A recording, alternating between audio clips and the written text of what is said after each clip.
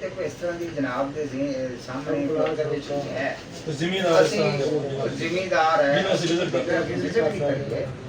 देखो जी देखो आम तौर पे कहते हैं एक मिनट सीइंग इज बिलीविंग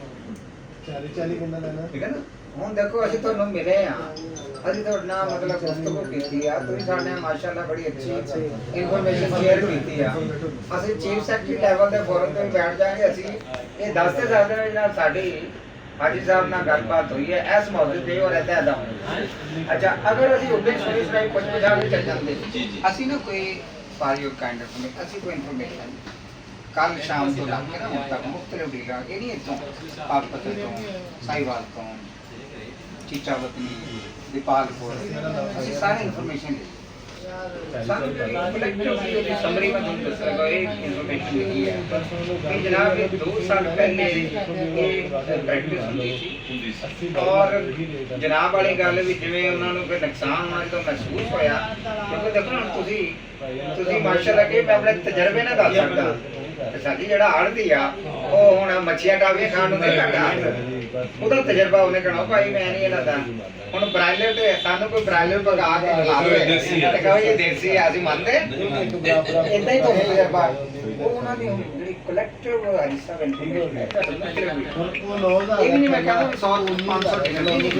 500 ਜਿਹੜੇ ਸਾਡੇ ਵੱਡੇ ਡੀਲਰ ਆ ਉਹਨਾਂ ਦੀ ਸਾਨੂੰ ਫੀਡਬੈਕ ਇਹ ਹੈ ਕਿ ਜੀ ਪ੍ਰੈਜ਼ੈਂਟਲੀ ਐਸੀ ਕੋਈ ਪ੍ਰੈਕਟਿਸ ਨਹੀਂ ਸਾਡੇ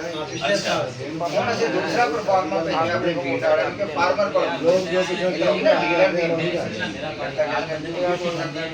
ਪਤਾ ਨਹੀਂ ਬੈਂਕ ਵਾਲੇ ਮੈਨੂੰ ਦੱਸ ਪੁੱਛ ਰਿਹਾ ਮੇਰੇ ਖਿਲਾਫ ਕੋਈ ਐਕਸ਼ਨ ਨਾ ਲੈਣ ਇਹ ਹੁਣ ਅਸੀਂ ਫਾਰਮਰ ਕੋਲੋਂ ਵੀ ਇਨਫੋਰਮੇਸ਼ਨ ਲੈਣੀ ਅਸੀਂ ਤਾਂ ਜਨਾਬ ਨੂੰ ਕਹਿੰਦੇ ਸਾਨੂੰ ਕਿਸੇ ਫੀਲਡ ਕੋਈ 5-10 ਏਕੜ 20 ਏਕੜ ਕੋਈ ਵਿਜ਼ਿਟ ਹੋ ਜੇ ਜਿਹਦੇ ਤੇ ਉਹਨੇ ਕੀਤਾ ਹੋਏ ਔਰ ਅਸੀਂ ਉਹਦੀ ਕੋਈ ਤਸਵੀਰ ਬਣਾ ਸਕੀਏ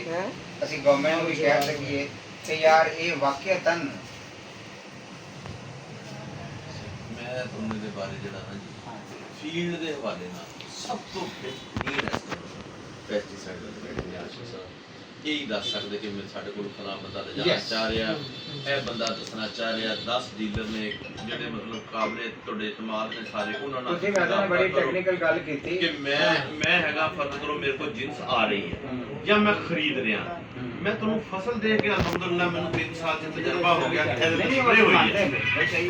ਅੱਛਾ ਤੁਸੀਂ ਨਾ ਇੱਕ ਮੈਂ ਤੁਹਾਡੇ ਇੱਕ ਨੌਲੇਜ ਚ ਇਜ਼ਾਫਾ ਕਰਨਾ ਚਾਹ ਰਿਹਾ ਜੀ ਜੀ ਤੁਸੀਂ ਫਸਲ ਨੂੰ ਪਤਾ ਕੀ ਕਰਨਾ ਹਾਂਜੀ ਇੱਥੇ ਹੁਣੇ ਮੈਂ ਮੰਗਵਾ ਲੈਣਾ ਬੇਟੇ ਨੂੰ ਭੇਜਦਾ ਵੀ ਜਾਓ ਯਾਰ 2 ਦਿਨ ਨਾ ਡਿਫਰੈਂਟ ਲੈ ਕੇ ਆਓ ਮੈਂ ਤੁਹਾਨੂੰ ਦਾ ਫਰਕ ਮੈਂ ਦੱਸਦਾ ਇਹ ਤੇ ਸਪਰੇ ਹੈ ਨਹੀਂ ਹੁਣ ਹੋਇਆ ਹੋ ਰਿਹਾ ਵਾ ਨਹੀਂ ਕਿਸ ਤਰ੍ਹਾਂ ਕਰੋ ਸਾਡਾ ਮੁੰਡਾ ਨਾਲ ਚੱਲ ਜਾਂਦਾ ਹਾਂ ਤੁਹਾਡਾ ਲੜਕਾ ਨਾਲ ਜਾਵੇ ਤੁਸੀਂ ਵੀ 3 ਬੰਦਿਆਂ ਕੋਲ ਆੜਤੀ ਕੋ ਹੋ ਗਿਆ ਜੀ ਜੀ ਅੱਛਾ ਆ ਦੇਖੋ ਜੀ ਜ਼ਰਾ ਅੱਜ ਅਸੀਂ ਨਾ ਨਾਲ ਸਾਨੂੰ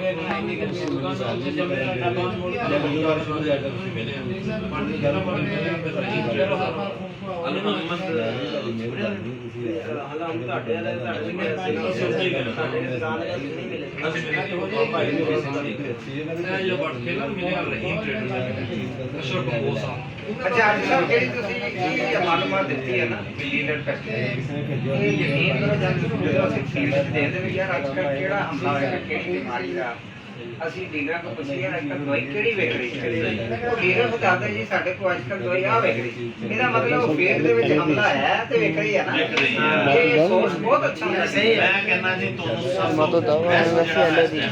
ਡੀਲਰ ਦੱਸ ਸਕਦਾ ਕਿ ਸਾਡੇ ਕੋਲ ਫਲਾਂ ਸਮਝ ਪਾ ਰਹੇ ਅਸੀਂ ਆਸ਼ਿਕ ਸਾਹਿਬ ਨੂੰ ਆਸ਼ਿਕ ਸਾਹਿਬ ਐਸ